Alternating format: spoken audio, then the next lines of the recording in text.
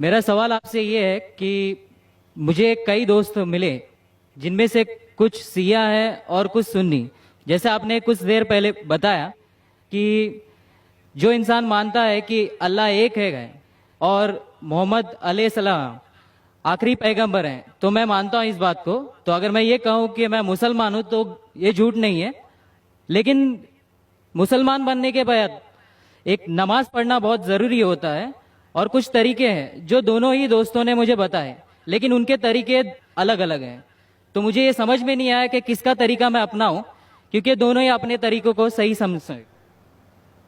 بھائی صاحب نے سوال کیا کہ اگر اللہ ایک ہے اس میں ماننا ہے اور محمد صلی اللہ علیہ وسلم پیغمبر ہے تو میں مانتا ہوں تو اس طریقے سے مسلمان ہوں میں.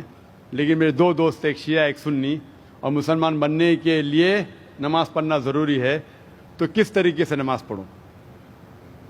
بھائی صاحب آپ کہتے ہیں کہ اللہ ایک ہے, آپ مانتے ہیں کہ اللہ کے پیغمبر محمد صلی اللہ علیہ وسلم آخری پیغمبر ہے, تو آپ نے کہا کہ کس طریقے سے نماز پڑھوں. یہ شیعہ سنی جو آپ نے پوچھا, آپ جب قرآن پڑھیں گے قرآن میں نہ شیعہ ہے نہ سنی ہے, قرآن میں نہ شیعہ ہے نہ سنی ہے.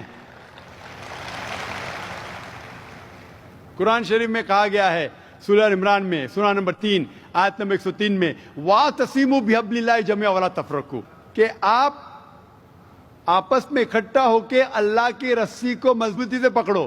اللہ کی رسی ہے قرآن اور صحیح حدیث. تو آپ دیکھیں قرآن میں کیا لکھا ہے اور اللہ کے رسول کے صحیح حدیث میں کیا لکھا ہے. تو جو بھی آپ سے کچھ کہتا ہے اگر قرآن اور صحیح حدیث کے مطابق ہے آپ اس کی بات مانو.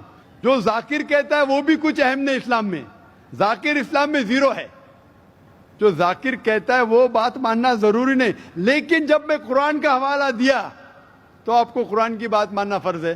جب میں صحیح حدیث کا حوالہ دیا تو آپ کو صحیح حدیث کی بات ماننا ضروری ہے. تو اسی لیے کوئی بھی شخص کچھ کہتا ہے اگر اختلاف ہے اس میں تو پھر سے رجوع ہو جاؤ قرآن اور حدیث کے پاس, کیونکہ قرآن میں لکھا ہے سورہ نساء میں سورہ نمبر 4 آیت نمبر 59 میں ورس نمبر 59 میں اطیعوا اللہ واطیعوا الرسول, اللہ کی اطاعت کرو, اللہ کی بات مانو اور اللہ کے رسول کی بات مانو. اور وہ لوگ those who have been charged with authority, جو اولو الامر ہے, وہ لوگ جو آپ کے امیر ہے.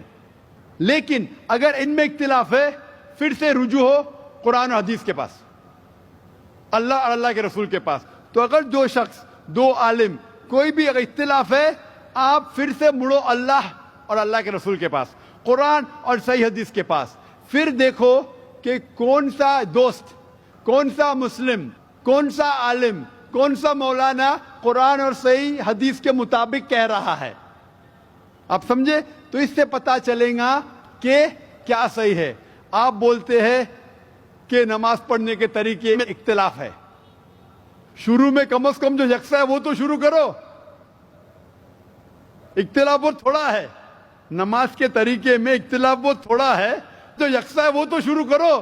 اگر آپ مسلمان بننا چاہتے ہیں تو اتنا وقت کیوں لے رہے؟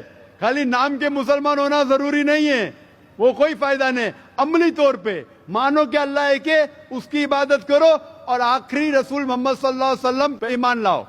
اور اس کے بعد پھر تحقیق کرو آپ کے دو دوست لوگ جو بول رہے قرآن سے کون میچ کرتا ہے, صحیح حدیث سے کون میچ کرتا ہے. کیونکہ اللہ کے رسول فرماتے, صحیح بخاری کی حدیث ہے, اس طریقے سے نماز پڑھو جس طریقے سے آپ نے مجھے دیکھا. تو جو صحیح حدیث سے ثابت ہے, قرآن اور صحیح حدیث سے, اس طریقے سے نماز پڑھو.